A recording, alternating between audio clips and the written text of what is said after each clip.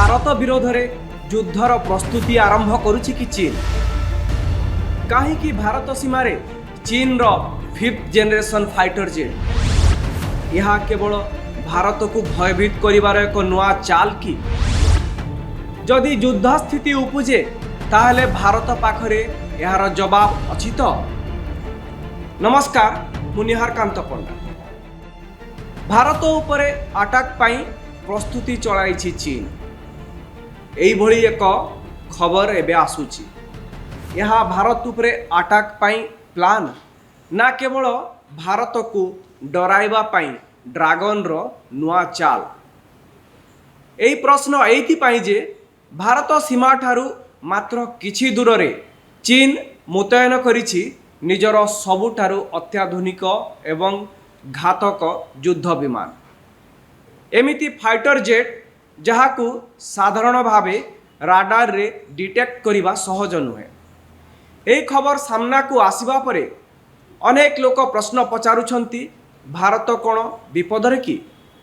आउ सबुठारू बड़ प्रश्न चीन एबे एभली पदक्षेप काहेकि नेला। सैटेलाइट इमेज कोन कहूची। सैटेलाइट इमेज अनुसार J-20 प्रकृत रे केते विपज्जनक आउ भारतर प्रस्तुति केते शक्तिशाली आजिर एही एनालिसिस रे पूरा घटनाटाकू खबरटाकू आउ विपद केते अछि से कथा मध्य बुझिबा। भारतर उत्तर सीमारे चीन तार सबुठारू घातक J-20 स्टेल्थ फाइटर जेट मुतयन करिछि। एई रिपोर्ट सैटेलाइट इमेज रु आसीछि आउ एकाधिक प्रतिरक्षा विशेषज्ञ यहाकू पुष्टि मध्य करिसंती, एनै सूचना मध्य देइसंती, एहार एनालिसिस मध्य करिसंती। सबुठु बड़ कथा हैला गोटे दुईटी नुहे चीन एजाए प्राय 11टी J-20 dragon stealth fighter jet Bharat सीमारे मुतयन कर सारिछि।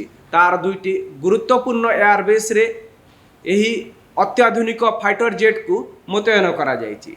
सैटेलाइट इमेज को देखिले जना पड़ुछि जे चीन वर्तमान पर्यंत प्राय 11टी J-20 stealth fighter jet Bharat निकटर दुईटी तार एयरबेस रे मुतयन कर सारिछि।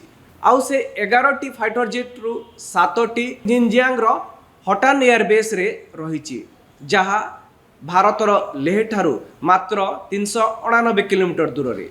अन्य 4टी तिब्बत रो एक एयरबेस रे मुतयन करा जाइछि जहा अरुणाचल प्रदेश रो तवांग अंचल रु प्राय 340 किलोमीटर दूर रे अवस्थित।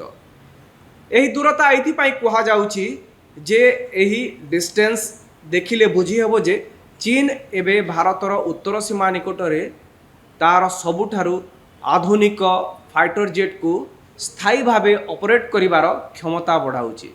किंतु प्रश्न हेउछि J-20 को नहीं एते चर्चा काहेकि। कारण यह चीन रो 5th generation stealth fighter jet अर्थात यह को एपरी भावे डिजाइन करा जाइछि जे साधारण राडार रे यह को धरिबा बा डिटेक्ट करिबा अत्यंत कष्टकर। अर्थात एटा राडार रे बहुत कम देखा जिवो जेउथि पाई यह को समय थाउ थाउ डिटेक्ट करिबा आउ काउंटर अटैक करिबा कष्ट साध्य होई पारे। यह सहित एई फाइटर जेट निजर अस्त्र शस्त्र गुड़िक एयरक्राफ्ट रो भितरे कैरी करिवार क्षमता रखे। अर्थात कोनोसी वेपन्स जहा एही युद्ध विमान रे रहिबो ताहा बाहर को देखा जीवो नाही। भारत मध्य निजर AMCA जहा को कहा जाउछि advance medium combat aircraft technology रे एही परि स्टेल्थ टेक्नोलोजी रो फाइटर जेट रो विकास करूछि। किंतु सेही प्रकल्प एपर्यंत उत्पादन क्षम पर्याय को पहुँची नहीं। तेबे एठी प्रश्न उठुची चीन एमिति काहेकि करूची, काहेकि भारत सीमारे तार आधुनिक फाइटर जेट को मुतयन करूची। एई हाई अल्टीट्यूड एयरबेस गुड़िक जेमिति जिनजियांग किंबा तिब्बत आखपाखर एयरबेस गुड़िक जेउठी एगुड़िक मुतयन होईची सेठारे J-20 रो मुतयन एबे कोनोसी साधारण टेम्परारी डिप्लॉयमेंट नुह बोली विशेषज्ञ कहउछंती। बरं विशेषज्ञ अनुसार एमिति लागुछि जे एटा चीन रो रेगुलर मिलिटरी कैपेबिलिटी रो बदलुथुबा स्ट्रैटेजी रो एक अंश। अर्थात चीन एबे भारतर बिल्कुल पाखरे 400 किलोमीटर रेंज भितर चीन रो दुईटी एयरबेस रे अत्याधुनिक फाइटर जेट तैयार रही।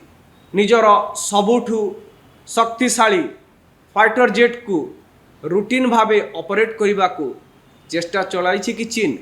एठारे गोटे कथा बुझा जरूरी, यह भारत पाई विपद बोली कहवा ठीक हब नहीं। अनेक सोशल मीडिया पोस्ट एकाधिक चैनल अतिरंजित करी खबर को परिवेषण करुचंती। यह भारत पाई चिंतार कारण, भारत उपरे अटैक करि पारे चीन बोली कहउचंती, किंतु सत कौन, किंतु वास्तवता किछि भिन्न। विशेषज्ञों को कहवा अनुसार भारतीय वायुसेना पाखरे 36टी राफेल फाइटर जेट अच्छी, 260 रु अधिक सुखोई 30 MKI फाइटर जेट रही। यह छड़ा तेजस, MiG-29 भली युद्ध विमान प्रस्तुत रही। सेगुड़ी को निरंतर अपग्रेड करा जाउची। उन्नत राडार, नुआ सेंसर और नेटवर्क सेंट्रिक वारफेयर क्षमता बढ़ा जाउची।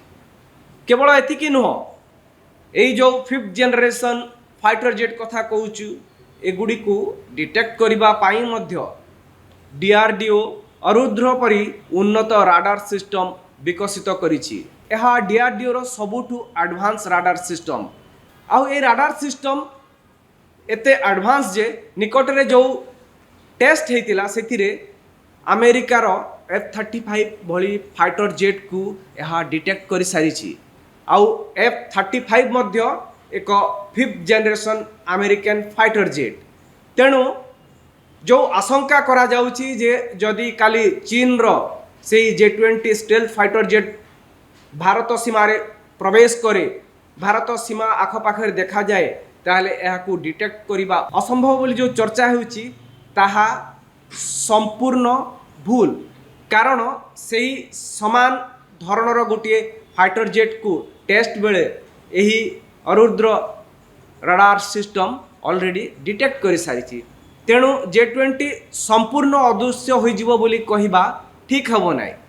स्टेल्थर अर्थ होउची कम देखा जिबा, बिल्कुल देखा जिबा नुहे। अर्थात आम राडार सिस्टम गुड़िक बहुत मजबूत। तेणु चीन निजर स्टेल्थ फाइटर जेट को खोलाखोली भावे भारत रे प्रवेश कराइब, भारतर आकाश रे बुलाई पारिब और धरा पड़िबनी एमिति संभावना बहुत कम। किंतु हाँ, आमे एइटा मध्य मानिबा दरकार जे आमको अधिक AMCA जो एडवांस प्रोग्राम अच्छी फाइटर जेट पाई ताको त्वरान्वित करबा दरकार।